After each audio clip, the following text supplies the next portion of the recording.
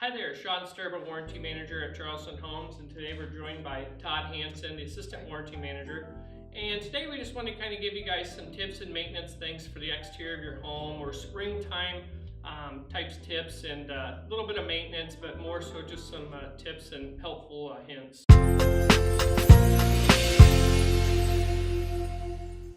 First thing is kind of at the end of the year, your garage, your driveway, it's kind of left with all the salt and brine mixes, some sand and things like that. So Todd, can you kind of give our viewers a little bit of insight as far as what they could do to kind of help prepare themselves for a little bit cleaner driveway or garage? Basically, one of the first things that a homeowner wants to do, you've got that nasty, cruddy grit from sand and gravel from the winter. Probably take a push broom and go and sweep out the heavy crud that's left in your garage and on your driveway. Push broom or a blower works very well for that. Once you've accomplished getting that heavy grit out of there, we recommend taking a garden hose and just spraying it out. That kind of gets any of that leftover salt residue off of the concrete and off of your driveway. Okay, now we're talking about cleaning. You have the garden hose out. What about the siding? Is there any maintenance to do with that, or the windows? Or basically, with our siding, it's pretty much maintenance free, but what we recommend after winter and after you've gotten a lot of the kind of dirt and grime on stuff, just take a garden hose and rinse it off. You don't really need any soap and water or anything. Just the garden hose will just get any of that dust and stuff that clings to the siding off there. Kind of freshen it up. And periodically, that's a good thing to do, seasonally or what have you. The other thing is coming into the springtime, you want to kind of do a visual inspection on the exterior of your home. Check the foundation, see if you have any hairline cracks. If you do, you'll just need to seal those up with either a Volcom or a Lexol product. Also, there'll be some white tubes found on the outside near the air conditioner. And you just want to kind of peer in those and make sure there's no obstructions. Sometimes the birds in the springtime will nest in there, so those are especially important going into the winter months when the heat's turned back on, that there's no obstructions in that. Anything else you can kind of think of on the exterior of the home?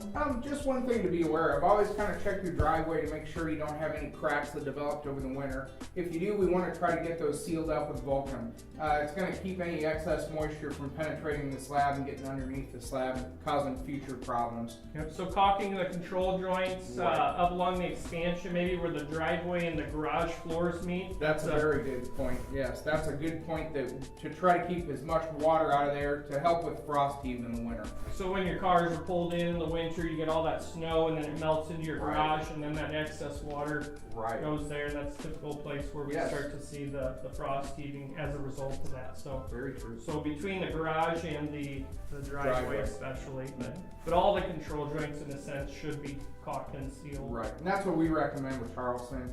A little maintenance goes a long way in prolonging the life of your concrete. Yeah. And we also do recommend sealers, a penetrating sealer.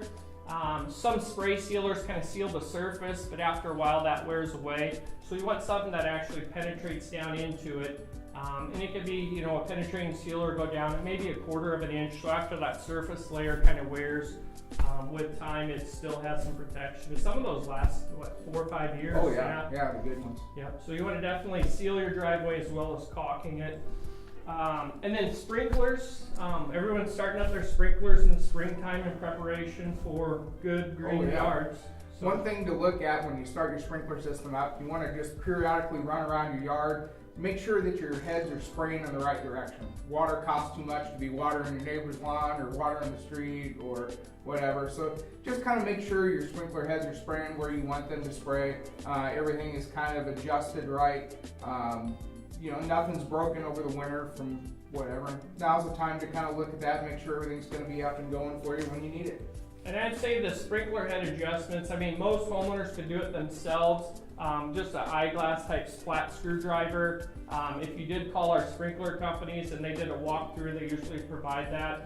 But it's not a special tool. All it is essentially a flat screwdriver.